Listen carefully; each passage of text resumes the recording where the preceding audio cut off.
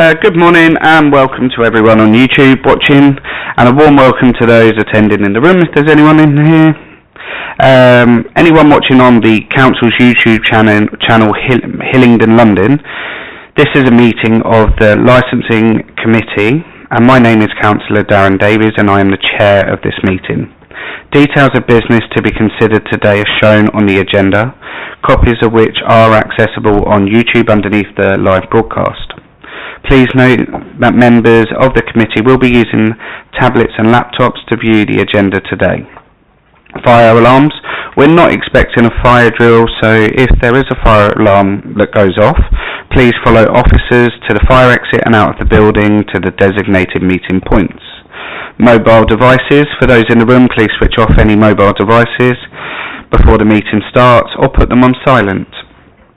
Declarations of interest. Councillors, if you have a declaration of interest to make in relation to today's agenda, please ensure that you state whether it is pecuniary or non-pecuniary, and given the reasons for your interest. Members need not declare an interest if any item on the agenda where they are already listed this on their register of interest, or furthermore you do not need to declare an interest just because you are a ward councillor or because you are a governor.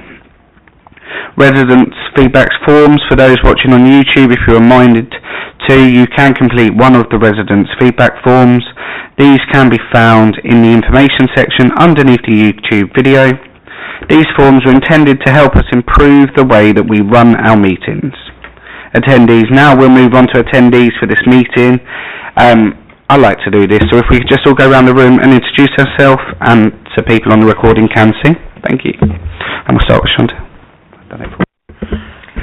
Good morning, my name's Chantal McLeod. I'm the legal officer for today's meeting. Good morning, Councillor Kelly Martin. Good morning, Shahriar Ahmed Wulana, Councillor for Colombo and Cowley and member of Licensing Committee. Good morning, Councillor Rita Chamdale. Good morning, Councillor Colin Sullivan. Good morning, Daniel Ferrer, Licensing Team Manager. Good morning, Kate Morris, Animal Welfare Officer. Good morning, Ross Forsyth, Licensing Officer and Animal Welfare. Good morning, Councillor Scott Fowley, Committee Member. Good morning, Councillor Janet Gardner. Good morning, Councillor Nelson West. Good morning, Councillor Kuldeep Lakmana. Good morning, Anisha Chetty, Democratic Services. And I am Darren Davies, Chairman of this committee. So we'll go on to agenda item 1. Apologies for absence. Apologies from Councillor Smallwood. Thank you. Declarations of interest in matters coming before this committee? I see none. To agree the minutes from the meeting on the 9th of October 2024. Are we happy with the minutes? Yeah. Thank you. To agree the minutes from the meeting of the 8th of May 2025. Agreed. Thank you. Right, so there is going to be, to confirm that items of business marked Part 1 will be considered in public and that the item of business marked Part 2 will be in private. We are going to make a slight change to the agenda, so agenda item 6 is going to move to Part 2. Are we happy with that? Yep, lovely. And so we'll go on to agenda item 7, and that's statement of licensing policy and framework. Daniel. Good morning, Chairman. Good morning, members of the Licensing Committee. Daniel Ferrer, Licensing Team Manager. I'm here to present the draft review statement of the licensing policy for consultation as part of the statutory 5-year review under the Licensing Act 2003. You would have read and seen my report at page 7 to 10 of the bundle. In addition to that, there's a full list of the changes at Appendix A, pages 11. In addition to that, if you want to, I'm sure you've read it, the full draft statement of the policy with those changes, pages 13 to 65, and you'll see those changes highlighted in bold and black. So this is a policy framework, and so the councils, as part of the council's constitution, there needs to be full approval by full council. So why the review? Our policy was last adopted in January 2021, and it's due for review January 2026. This review ensures that our policies are up to date with the legislation and best practice. And from our point of view, the current licensing policy, I would say, is a solid legal framework, but we're using this opportunity to make improvements to the policy. And so what are those changes? Well, firstly, I'd like to state that there is no major policy shift changes proposed. They are mainly administrative and, as I've said, ways to keep up with the guidance which is regularly changed, and also to put improvements that we can at this time. The major policy core sections, if you like, decision making, application process, enforcement and fees all remain unchanged. This is because mainly the Licensing Act, the primary piece of legislation, and the associated regulations have not changed. It's really the guidance that has changed over time. Now, in terms of those changes, that full list is at Appendix 8, but I've grouped them into 4 main groups, if you like: administrative updates, new content areas, thirdly, expanded sections, and fourthly, appendices updates. If I could take the first group, those administrative updates, so dates changes, teams changes, statistics updated, and also correcting typographical errors and formatting issues on the previous policy. The second main group is the new content areas, where quite a lot of work has been spent on this, and so we've added new sections to the policy, and I'll highlight them now. Environmental best practice section, counter-terrorism section with Martin's Law and Terrorism Act coming into force. For Hillingdon, we've added spiking and Ask Angela initiatives, and also finally added a section on pavement licensing to provide consistency with the Business and Planning Act, with the Licensing Act. In terms of that third group area, those expanded sections, we've done a lot of work in terms of adding to the integration with other policies, because this policy really shouldn't be read in isolation. It should be in line and in conjunction with other guidelines and policies. The ones that I can think of off the top of my head are public space protection orders, but also the new vision for Uxbridge High Street, so working in line with those. We've also provided more detail in terms of planning. In the past, planning wasn't really sort of mentioned, or there was a fear of mentioning it, but over time we've seen through the guidance that we can take a practical approach on planning, and we can ask common sense questions to applicants, such as, do you have planning for this? And also a lot of more sort of interaction and collaboration with our planning colleagues. We've also made it clear in terms of representations, how we've improved that, so only valid representations will go through. And like the Gambling Act changes, where there are borderline representations, we've given the benefit of the doubt to the person making the representation to avoid any sort of challenges or issues with agents or solicitors as well. And there's a certain amount of fairness in that as too. Post-COVID, we saw a lot of entrepreneurial applications, if you like, and so we've improved the internet and remote sales, so where sales are taking place away from the building, or where it's happening all online. But in having those core safeguarding for protection of children and age verification for remote sales. And we've also looked at protection of children from harm. Previously, looking at our current policy, my view is that the tone was quite sort of soft when it comes to protection of children from harm, and so looking at the updated guidance, there's a much more stronger tone in terms of protection of children from harm, and we're sort of adding to that and saying if there are sales of alcohol, this is to minors, that's a serious issue. And we've also included for protection of children harm, the actual types of harm as well. And also following the UK going away from the EU, we've updated our immigration section as well. We've always been doing this in practice in terms of right to work, but we're formalising it there in the policy. And the fourth group in terms of the changes is the appendices. So that's updating all the technical standards which are previously been done away with. Also updating our contact details for responsible authorities. And you'll notice that we've actually put a geographical plan as well of the Borough for guidance. So those are the changes. I've gone through them quite fast. So where are we right now? And you'll see on page 8 of the bundle, you'll see a table. We're right in the middle of that process. So on the 18th of September, the report was presented by Councillor Lavery to full Cabinet. The Cabinet agreed the recommendation of a 6-week consultation period, and this started and went live on the 22nd of September of this year and ends on midnight Monday, the 3rd of November. Also, what we're doing in this consultation period, with the advice from legal, and we've done previously, is doing an equalities impact assessment. I'll also be presenting these changes similar to the scrutiny, so Resident Service Select Committee, and so your comments and their comments will make part of the changes, the proposed changes, which will be put to sort of like Cabinet following the consultation period closing. So that Cabinet we hope will be heard on the 18th of December 2025, and full adoption, whatever that changes are in any form, should take place on the 22nd of January 2026.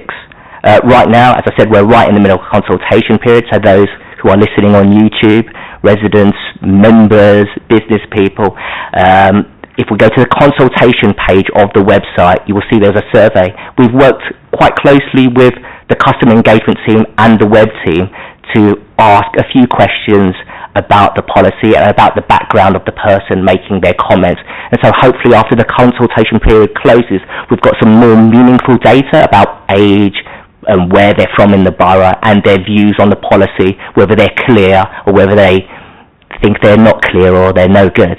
But this is a genuine attempt to get updates and comments from all parties, all stakeholders, to try and to see if there's anything we've missed or any improvements that can be made in the policy. Because as I said, this happens every 5 years, and it's our opportunity to improve a solid piece of work that has served us well in the last 5 years. And I think that's clearly sort of shown in the low number, if you like, of appeals. Like off the top of my head, I can think of probably like less than a handful that have gone to appeal, and that's, yes, it's the policy, but it's also the important people making those decisions following the policy as well. In closing, Chairman, that's where we're at. I've gone through the changes quite fast, but if anyone wants to go into sort of any depth about any section, I'm quite happy to take any questions. But for now, those are my submissions, Chair. Thank you. Do we have any questions? Yes, Councillor Gardner. Thanks for this, Daniel. I completely ruined my weekend by reading through all this. Sorry, that was not meant as a joke. No, on page 26, where it says the licensing authority encourages relevant licensed premises to display Arthur and Angela posters prominently. How are you going to encourage people? I would quite frankly go round myself, bring me take Councillor Sullivan with me, that it's necessary that they've got those, because I've been to some places where they haven't got them. If you ask for Angela, they go, Angela doesn't work, I don't know what you're talking about. Ask Angela is a very important issue.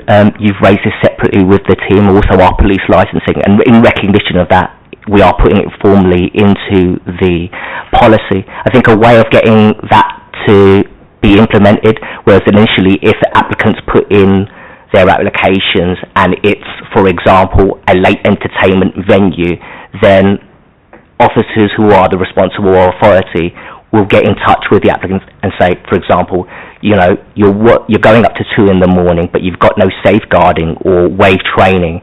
Can you please put that in there? And in addition to that, you know, my intention is for us to get faster after the grant of the license to check that those requirements, those conditions are being adhered to. Thank you for that. Councillor Wallano. Thank you, Chairman, and thank you, Daniel, for your presentation. In reviewing the statement of licensing policy, what specific amendments or additions would be for recommendations for the committee to enhance the service efficiency and improve the customer experience? Yeah, that's an interesting question which we bat around in the team meeting. I think improving efficiencies is, I don't necessarily think that should put in the policy, but I think it's more of a working within our own team and with our partners in terms of efficiencies. So, for example, where we don't have excellent relationships with other responsible authorities, we contact them at an early stage. I mentioned briefly about planning. So it's improvements there. We have excellent relationships with police licensing, trading standards who sit next behind us, our antisocial behaviour team, but it's improving those relationships with, for example, planning, health as well, where there are concerns, and children as well. And I think part of that is, I don't think a policy, I think it's just us getting our heads together, whether that's having regular meetings, but us discussing what are the topics or concerns that we all sort of face, what are the problematic premises, and how can we sort of like tackle them. So I think it's more sort of like internal, rather than expressly putting that in the policy, and that's what we're striving to sort of improve on. But I would say it's interworking relationships. Any more questions, Councillor Foley? Thank you, Chair. Daniel, I wanted to ask, first of all, about the consultation, if that's okay. So it's been going for 2.5 weeks so far. I just want to see how that's going, and whether you've got any concerns about any extension or anything like that. I checked this morning, Councillor, so there's a total of 7 comments that have been sort of like submitted. 2 of them are from responsible authorities. And as I say, skipping through, we haven't done this before with the survey. I can see exactly, you know, what ward they're from, their age, but also whether there's any sort of negative comments. It's very, very early stages, but there doesn't seem like anything sort of like negative. It seems like the question they asked is more of a technical issue about, you know, I can't see the changes sort of clearly. So clearly something's gone wrong. They, you know, the person who's viewing it hasn't probably clicked into the document, or they've opened up the document and found out, oh my gosh, it's 60 odd pages. But right now, there's no sort of like major concerns. It's really just, I think, more sort of updates where I have received comments from the responsible authorities. They're about just changes about their team, like updates on email addresses. And there doesn't seem to be anything negative from the ones that have come through the survey as yet. But it's still early days. Do you have a follow-up, Councillor Farley? Thank you, Chair. Yeah, I was just curious whether there was anything that was concerned about needing to extend it as well. But I wanted to ask as well, I didn't see anything, I was wondering if there's any scope to be a bit more explicit with regards to gambling addiction, whether there's anything that we could potentially put in that we've got Ask for Angela, we've got other measures which are good, but you know, we are aware that gambling addiction is a particular issue in society, and whether or not there's anything that we could put into conditions or whatever that might be within the policy. Yeah, thank you, Councillor, for that. With gambling specifically, that falls outside the remit of the Licensing Act, and so last year, no, it would have been this year, we finalised the review of the gambling policy where some of those checks and balances were implemented with our updated gambling policy.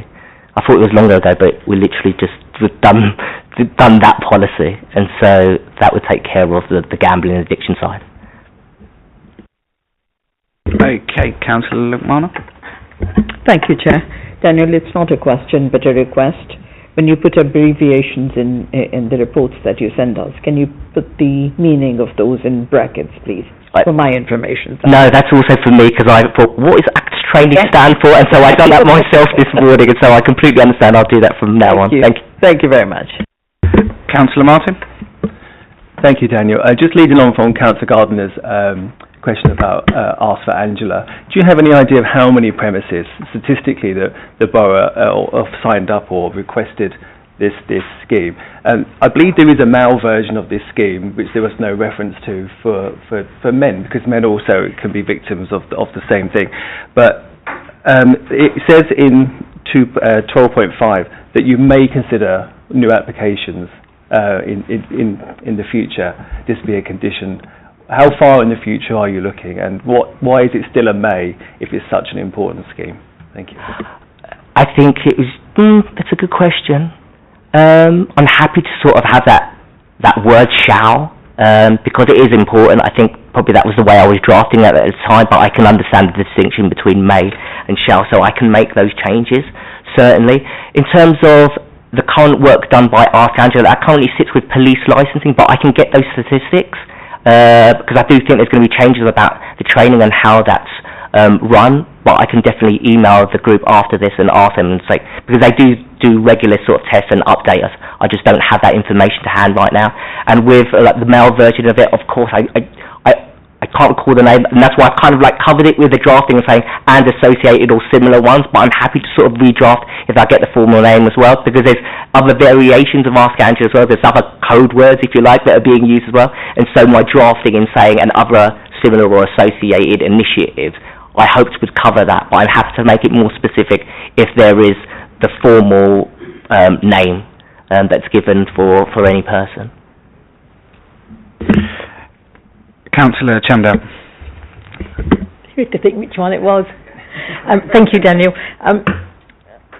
A while back, I'm going back about 2 years, I think, when Roy was around, we did the Angela training. We went out with the police and yourselves, which was really refreshing. So who's responsible for the wave training then? And will we get some additional training on that as well? Yeah, it was currently police. It currently is police licensing, but I understand there's some changes with the police, so I don't know how that's finalised. But as soon as I sort of find out, I can sort of like let you know. There seems to be a sort of bit of, there have been changes with the police that I'm not sort of like privy to, but once they get finalised, because other departments have been asking me the same sort of question, you know, will the local council be sort of picking up? But we'll just have to see where that lands, and hopefully, I'm hoping that it's the police, and if they can still do that, of course we'll invite councillors or other members to that training, because it's particularly helpful actually.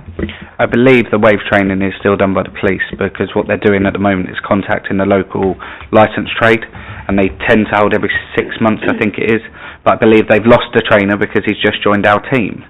So I believe one of the trainers now works for the council in the licensing department, so maybe there is something, if he's still able to do it, maybe that's something that we could get brought forward on the forward plan or something like that for us. That'd be great. No, I can certainly sort of like look at that if, you know, that from following this committee, that's certainly something that I can take to my head of service. That'd be good if we could. Councillor Colleen Sullivan, sorry. Thank you. May I commend the officers on an excellent and very informative document. I noticed you covered a lot more sections than you did previously. Planning was one that hit me because we hadn't covered that before. But for example, I was impressed with the protection of the children from harm, which I thought was a very important section. And I noticed yes, so that was what I wanted to highlight. Thank you for that. Yeah, thank you, Councillor. It does take a sort of a lot of work. I know they're administrative sort of, we say it's administrative changes, but I think it's being thorough and just not sort of ticking a box if it happens every 5 years. And, you know, for me personally, when I was looking at the children's section compared to the current guidance, you know, it is very, very heavy and strong, and so it should be with children. And so having that in our policy, and if we have any sort of concerns or issues that come in front of our subcommittee, then we've got some guidance to go to. But thank you for your comments, that's really kind. Thank you. So I've got a few questions. I've sat here quiet. So I've seen we've changed the counter-terrorism responsibilities. So we've updated that. How are we helping small establishments understand these? What training are we offering? That's the Martin's Law section, yeah? Correct. So Martin's Law got royal assent in April of this year, I believe, and so with the Gambling Act we've done a lot this year, and with the licensing policy we've added this section. I think the council as a whole set up a working group on how we're going to sort of tackle it, because it just doesn't concern licensed premises. It covers, as you are aware, buildings, spaces and stuff like that. But for us specifically, I can see, well, with the trade and like businesses, there'll be a sector in my view that will be that will have a lot of support and sort of help. It was with the Licensing Act, and there's no shortage of consultants who are sort of saying, I can provide election training. I think we would be sort of like saved there, but of course, when that time comes around, when it's implementation time, there'll be a lot of work for us to do in terms of providing that information and education. And if applicants, especially smaller businesses, want that sort of like personal touch in terms of like guidance about the two tiers that they have with Martin's Law, then we'll happily provide that advice. It's just not finalised yet in what that actually sort of like looks like. And so, as a council, I know corporately we're looking at as being quite sort of consistent, you know, and a lot of different sectors getting that advice, but done in a way that's sort of professionally and consistent.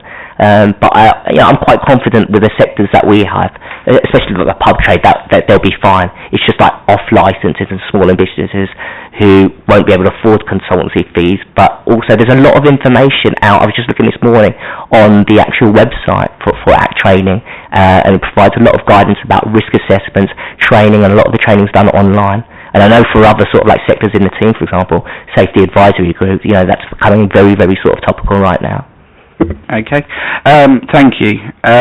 You always give a good answer. You always do, so thank you. Second question for me is about the consultation. You said you've had 7 responses at the moment. Out of over 1,000 licences that we've got out across this borough, have we written to them to ask for their opinion? Yeah, so we've sent emails to the agents, to, for example, BID, who have their members. In Hayes, we've sent it to the Business Forum. We've sent where we get applications from agents. We've sent the link to them as well. So I'm confident that we've got it far out, and you know we got advice in terms of legal and the principles for consultation, and the gunning principle, which is mentioned in the report, which was provided by legal as well. And we're trying to genuinely sort of like stick to those, and that's part of presenting here as well. We also the day of the launch, in addition to that, we also Com's done some pieces as well on certain platforms as well to get the message out there. Because it's not just businesses, it's also sort of like residents as well. So we're trying to get it sort of far and wide. And as I say, we're not sort of like hiding from, getting comments. I actually sort of like want them to see if we're on the right track and see if there's anything major that we've missed. Yep. Okay, great. My last 2 questions then I'm going to ask him anyway. That's the joy of being the chairman. There's no mention about temporary event notices, TENS. I know they're controlled by the police. If we looked at reviewing that process, because I know a number of us in wards where temporary event notices have been issued, they're not managed by the council, are they? They're part more police side than council side. Yeah, I see what you're getting at, Chairman, in terms of... So the TENS are processed by our team. I think what you're getting at is the responsible authorities of the consultees are only the police and our antisocial behaviour team, and that's in legislation that we can't sort of like change, and we can sort of like discuss and bounce ideas about the reason for that to happen. And I think I go back to the implementation of the Licensing Act, and it's like it was always supposed to be this fast view, flexible sort of what's the word I'm sort of like looking for? A quick track of, and it merely is a notification rather than an application. And so, there's a lot of recommendations about changes to the Act, but that is not one of them. It still remains that the licensing body process, and those 2 consultees are police and our antisocial behaviour team. Yes, I'm aware that when we grant or issue TENS, that some residents, I didn't know about this, and I send sort of the same email to the same residents. I say, there's no discretion for us sort of like there. Actually, we'll just say we can sort of like think about it, but I think the government have like kept that for a reason. It is a shame, because I know there was a case where we rejected a licence, but then they operated under a TENS for 28 days. So yeah, and what I would say to that is, like each application is dealt with, each case on its merits, and I keep sort of like saying that, but I honestly truly do believe that. Like the police look at every single one, or antisocial behaviour look at every single one based on the history, based on the compliance previously, and if they choose to sort of like grant that, we send out the temporary event notice, and we simply sort of like, well, it wasn't us, but clearly, you know, if there's no objections, it goes. Otherwise, it goes to a hearing, and we haven't heard much of those. And what we find out in practice also, Chairman, is that where there are issues, the police and our associate speak directly and liaise with the applicant and sort of say, well, that's too late, you know, what about knocking it back? So we don't see them so much in this subcommittee forum. Okay, thank you. Have we got any other questions? Oh, we're all awake. Councillor Alana first. Thank you, Chairman. Daniel, would you mind if you could further elaborate to the updates made to the existing sections on integration with other strategies, representation, planning, remote sales, and protection of children from harm, please? Okay, with the first one that you've mentioned, integration with other policies, like I mentioned in my brief presentation, really what we're looking at, the main crux of it, without going into specific details, is our policy not to act in isolation. It has to take into account other strategies and other policies, and the ones that I've mentioned previously are public space protection orders, which has recently been reviewed, and also the quite a topical one, the Uxbridge vision. So, for example, us being consistent with those, us not going against that. The second point was, like, I think remote sales that you said. As I've mentioned, following after COVID, it's really to acknowledge that there's a lot more ways that people are selling alcohol now, and that's done through the internet, and that can be done at like 1 in the morning. And for us, it's to identify those applications and say, okay, these are the kind of measures that are going to be put in place if you put in this application. And so putting that in our policy automatically puts them to sort of like say, okay, I will have age verification safeguards, I will have no sales physically at the premises. And so it's up to them to put that. Otherwise, what would happen is we would engage with them and we would potentially put in a representation and say, no, we want these conditions because they deal with sort of like alcohol. And it's also the knock-on effects of those as well. For example, you know, those sales being sold to someone who's not at a physical premises or who's intoxicated. And also third-party sellers as well. We have to take into account, you know, Uber Eats and what's the other one? What's the one that I have? Deliveroo, that's and those. And having a look at their individual contracts to sort of say, okay, how are remote sales happening? How are they being delivered? Are they being sold to sort of anyone? It gives us more scope and sort of control to sort of dive into those records, but also, you know, put in an objection with more confidence. And sorry, Councillor, there was another element that you wanted elaboration. So protection for children harm, like I said with Councillor Sullivan, really is just changing the tone and saying, like, we are strict about if you sell alcohol to someone who's underage, there will be enforcement, you know, consequences. And also we've detailed like the types of harm as well, like psychological harm and stuff, and not just the physical as well. We've, you know, fleshed that out, and generally just to sort of like take, like, yeah, it's just to make that section a lot more stronger. Thank you. Councillor Gardner. I've got a request, actually. You said about the Uxbridge Town Vision, which we know because they came and presented, didn't they, here? Something? Did. Yeah. But can you, where it says these include and not limited to, you've got Uxbridge Town Centre Vision, can you not just put town centres visions? Because there are lots of town centres, and I've got a vision for Hayes. Don't you? Yeah, I mean, it was specifically sort of picked up by senior management, because I used the sort of, I'm not blaming them by any chance, but they said, can we specifically have, you know, the name of the vision sort of put in? And so I had advice to make it more specific because it was just finalised, I think, as it was going through, and so I changed it, which was something quite generic, to something more sort of specific. I'm happy to look at the title of the vision, but I think what I'm making reference there to is the specific vision that has been done and carried out by the council, which has been approved, and it sets out all of the Uxbridge High Street.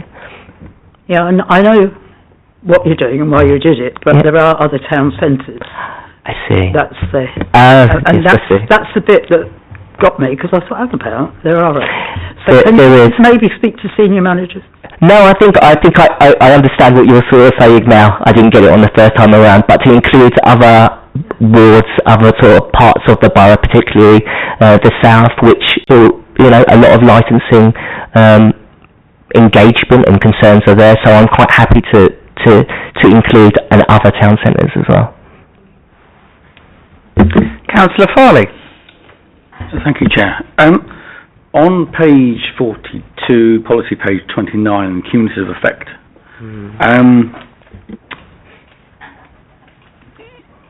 This, like a lot of us as councillors, is a bugbear.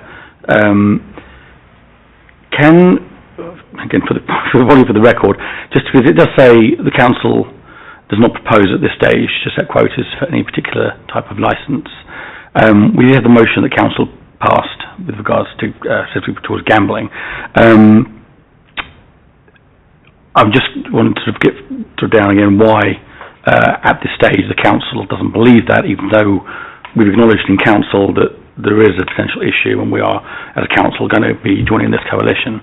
I'm just curious as to if that's been considered since the motion was passed, or what the sort of the background is to what that statement that's in there, how that's been derived, please. Thank you. Yes, certainly, Councillor. I think, to be honest, the first thing that I thought of, or we thought of, when we look at reviewing the Licensing Act policy is cumulative impact. And so that rebuttable presumption with a cumulative impact, so where there is a cumulative impact, where an application comes in, it's deemed refused, unless you can provide exceptional circumstances, that is cumulative impact. And so, as part of the process in drafting the policy, I spoke to responsible authorities, namely our police licensing, but also our antisocial behaviour team, spoke to management as well, we spoke to businesses as well, and at this point in time, in terms of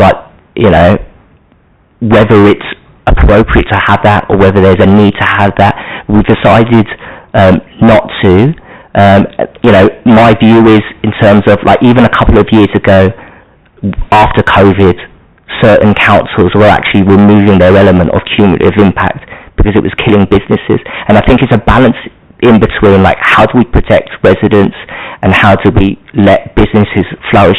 And so, the decision with other members of senior leadership, if you like, is, and that is the first thing that got addressed. Actually, are we going to have a cumulative? And at this point in time, we've said, no, we're not going to have that. We've left it open like we did 5 years ago to May. That's quite honestly the reasons why we haven't added cumulative impact. Now, that could turn out to be wrong later down the line, but we take a view of what information and what intelligence that we have right now, and I'm quite happy to make that call. That may be something that's raised in the consultation that there's a need for or people want, but at that point in time we haven't decided to put that section in. Councillor Fole, do you have a follow? Thank you, Chair. I think I mentioned this at a previous committee meeting. We have some areas where, as the motion had described, we're looking at Hayes in that particular case. But if you are taking Hayes as an example, I did an audit of the area, so looking at Station Road, Coal Harbour Lane and Botwell Lane. There were, at that time, 6 gambling establishments in that small area, also compiled with 6 pawnbrokers or cash converters or whatever in that area. And Hayes Town, it's the town centre, and it's not exactly a huge area, but again, that's, I would say, possibly excessive in itself. And then, because we're linking it to sort of areas that have had a certain amount of investment or certain types of business going in there, and trying to, if you look at other councils that have looked at developing their high streets and their town centres to sort of prevent collective of certain types of establishments, whether it's your chicken shops or your, whatever it might be, or fast food restaurants or whatever it is, but to give us sort of a range of things to encourage that in there. Again, it's just getting an understanding as to why we acknowledge it, and the motion acknowledged it, but it's not something that's necessarily specifically spelled out in there to say, well, we're not going to do it at this time. And then, sorry, Chair, just to clarify with this, is that if the government decides to make any changes to legislation, what the opportunity to sort of amend this before 2031, is it? To amend the policy to include any kind of quotas or anything else. Thank you. Yeah, I think firstly we have to clarify gambling and alcohol sort of licensing. So certainly there was a concern, there was a need, but that motion got passed, which I'm aware of. But in terms of like alcohol licensing, and specifically Hayes, I'm aware. The balance is like whether saying right, no applications whatsoever in this area is a way of dealing with applications straight away, rather than looking at each case on its merits. And like in terms of like my view, I think how we've approached it in terms of individual cases on each merits works well. I think if we look at the overall number of like applications, like in the last 5 years, they're relatively like low. And for types of like premises that come in, I think dealing with them individually currently is the appropriate way of looking at them. Your query in terms of like, do we have to wait till the last 5 years? No, in terms of like cumulative impact, you can add sort of cumulative at any sort of like time. So if it's suddenly or over time looked like there was an influx of chicken shops or 24 alcohol licensing, then that's a policy that we can put in. They don't have to sort of like run for the 5 years. And other boroughs have done that, neighbouring boroughs. Thank you very much. Councillor Nelson West, did you indicate? Yeah, we talked about Ars Angela earlier on. Will the police be doing any more training on that? So that was very good when we went to one, I think it must be a couple of years ago now. Thanks, Councillor. Yeah, so we're just finalising like who will be carrying out the training, and if indeed it is the sort of police or us or whoever decides, we're happy once that's finalised to invite members and others to attend that training. I've got one final question, Daniel. Are we going to put interim reviews in so we don't have to wait 5 years because I think the last full review of this was 5 years, wasn't it? 5 years ago?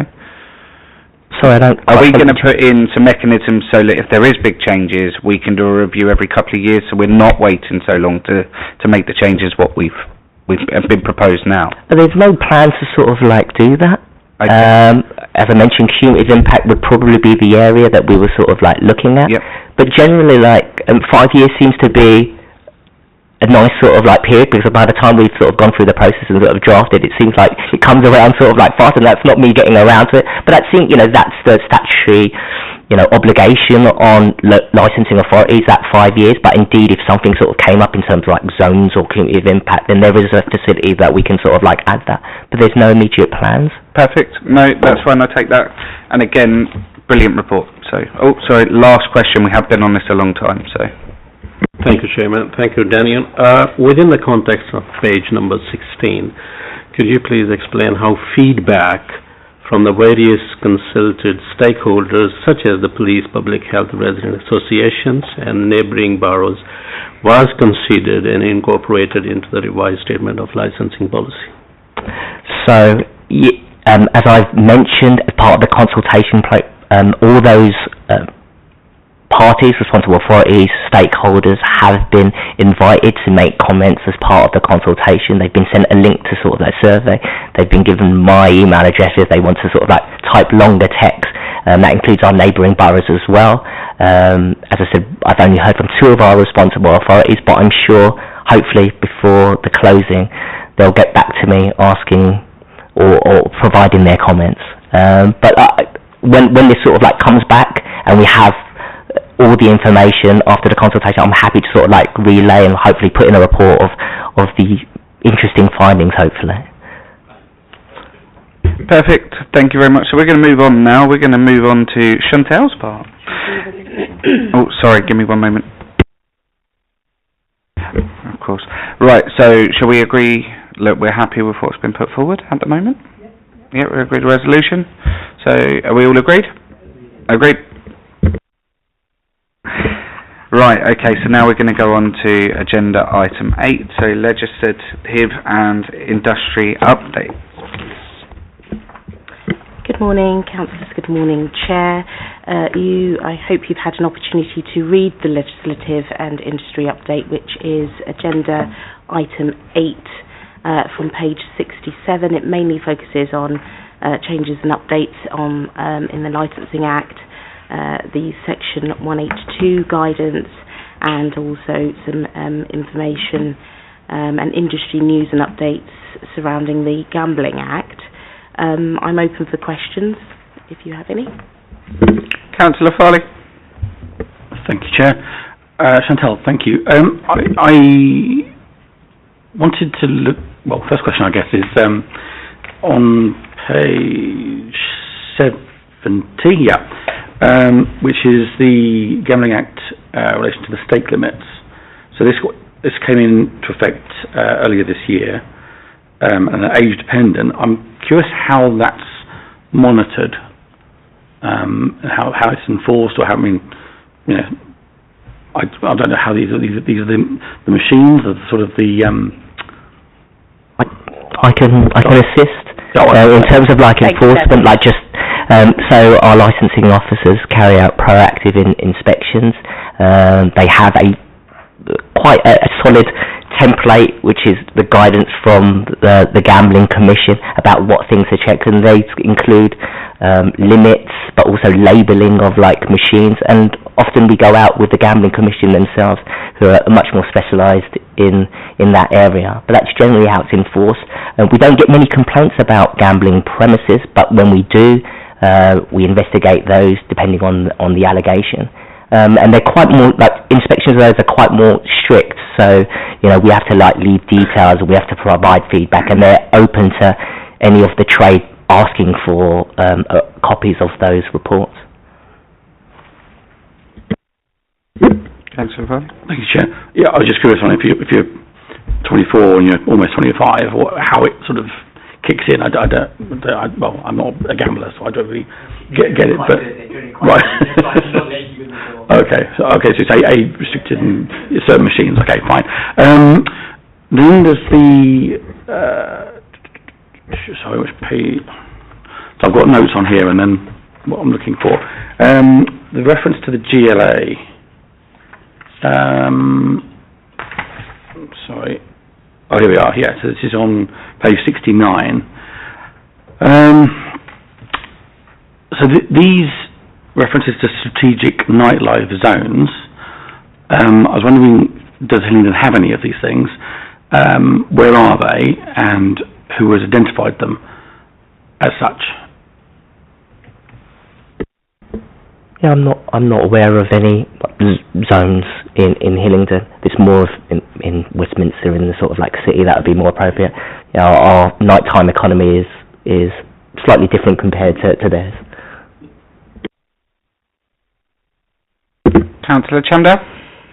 Thank you, Chair. This is going back a little bit on the Gambling Act. We did have an issue a while back, well, I think it was raised in other meetings, about Heathrow Airport and the gambling machines in some of the pubs in the airport. Does that fall under our remit? Airside, I believe. Not airside, I believe. But I can't recall that being an issue. But I can sort of like look into the history of that if we've answered that already.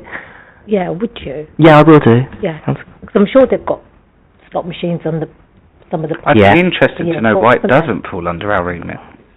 Well, with there is exemptions or indeed of the licensing out. I can check the position with gambling and specifically look at that query. Just if you could share that with the group. Yeah, I will do. The committee, that'd be really good. Yeah, I will do. Something new to learn. Yeah, I think, sorry Chair, I think that was raised by, previous Chair, was raised by Roy, Councillor Roy Chamdale, because he had an issue with that. Yeah. On one of the meetings. I'm going back a few years now. Okay. We've not had an update since. Okay. Yeah. Thank you. Do we have any further questions? Councillor Farley. Thank you, Chair. Sorry, sticking up with the GLA element. It's referencing, depending on a future rollout and collaboration, do we know if that actually is in train to happen, and to what extent the council will be involved in that? I don't have a specific update on that, but I can certainly look into it. Thank you, Councillor. Thank you. Yeah, I just have a question on how many legal cases have we had and completed within the last, let's say, 24 months? It's an interesting question. I was looking at the stats before coming here because I kind of anticipated a question like that. In terms of licensing subcommittees. Yeah. So what I'm looking at is, so there's a number of units that are potentially operating that should be licensed that we aren't licensed. So there's, say, prime example, a burger van is plotted up on a corner of somewhere. Should be issued with a licence. They haven't got a licence. We've issued 3 FPNs and it's gone to legal. How many of them have we got sitting in the pipework, that sort of thing? I couldn't tell you the exact figure. I thought your question was more of like how many applications or subcommittees that were sort of like. Okay, but I can look. Yeah, that's a tricky one, but I can certainly look into it. It involves some discussions with our colleagues from the antisocial behaviour team, because that would be street trading as well, not like licensing stuff, but still licensing sort of like for. So I can certainly look at. I'd be interested to see how many are slipping through the net. That's what I'm trying to get at. So how many have you had to take enforcement act on because they haven't had the right required licence? How many are operating until 4 a.m. stuff? Only have a 12 o'clock closing licence, stuff like that. Okay, I can certainly look into it, and it depends. I suppose, our definition of enforcement as well. Is it fixed penalty notice? Is it warning letters, or is it going to sort of like prosecution? Yeah. I'm hoping not many have slipped through the net, but we can certainly sort of look into that. Shall I? I can try and answer the second part. Was that what you were getting at? Yeah, something along them lines. So, your second part of the question was in terms of applications and stuff. And I was interested to know in the last 5 years. I can't sort of confirm what actually went to hearing, but in terms of licensing subcommittees, in the last 5 years, 55 in total. But I don't know if some of those dropped off. So, for example, 2021, 19 pre-COVID, we were all getting a bit applications into sort of reviews. 2022, 9 reports drafted. 2023, 12. Next year, 6. Then 9. So it's like a steady flow, but nothing too excessive. And and this is how we look at, for example, cumulative impact. If we're getting those numbers that are coming in front of the committees, they're a need compared to the applications sort of coming in. So they are relatively low numbers a year, but I think that's also credit to the team. I would sort of say that, but I know a lot of work has happened in terms of mediating and trying to get conditions agreed before it goes to the hearings. The ones that you'll hear, and probably fairly soon, are the ones that representations, they don't want to drop their representation. So I know in the last few months there's been a few where there's been one representation, but you can be assured that officers are trying their best to mediate to see if there's any sort of common ground. I must say that, and if we can put that on record, look, the mediation aspect has been brilliant, because I know for the few years that I've been on this committee and the years that Councillor Gardner, etc., have been on here, there's been a number of cases that could have been resolved with just a human conversation, and we're now seeing the human conversation happening, which is a credit to your team. So thank you, and the other departments. Can't forget ASB. Thank you. Do we have any further? Councillor Rolana? Thank you, Chairman. You brought this up, and that was my concern too. But my question is around reinforcement of licensing objectives. How does the updated statement of licensing policy reinforce the 4 statutory licensing objectives? And what measures will the Council take to ensure those objectives are consistently upheld in licensing decisions? Yeah, I think, the short general answer is in terms of what I said at the start, the enforcement section, which is a prime section of the Licensing Act, remains unchanged, and for good reason too as well, because I think there lies in the mechanisms of proactive inspections but also reactive inspections as well. But it's not just, I can say it's not just like words and black and white in the policy. What we are trying to do, and we are now sort of like fully manned, if you like, is for us not just to do the applications to a standard, which is good, but also carrying out enforcement as well. And that won't change. We will still be carrying out those inspections, and where there's a need, mediate with residents, businesses, to actually try and solve the problem before any formal action is taken, and that happens on a daily basis. Thank you. Councillor Farley. Thank you, Chair. On page 68 of the agenda pack, the recommendations from the licensing task force, it does refer to a consultation, public consultation, but I'm presuming the council has fed in or will be feeding into that. I wonder what concerns, or if there are any concerns about the recommendations that have been reached. So there are things, we are aware of things like digital exclusion, for example, so where there is no need for local papers to be having advertisements, I presume, I don't know whether the council would still continue to do that even though there's no need for it. But are there any concerns for the council? I mean, for example, increasing the TENs. Is there any concerns that the council has about those recommendations? The first point, no, it's on my list to sort of like put in sort of my comments in relation to that consultation.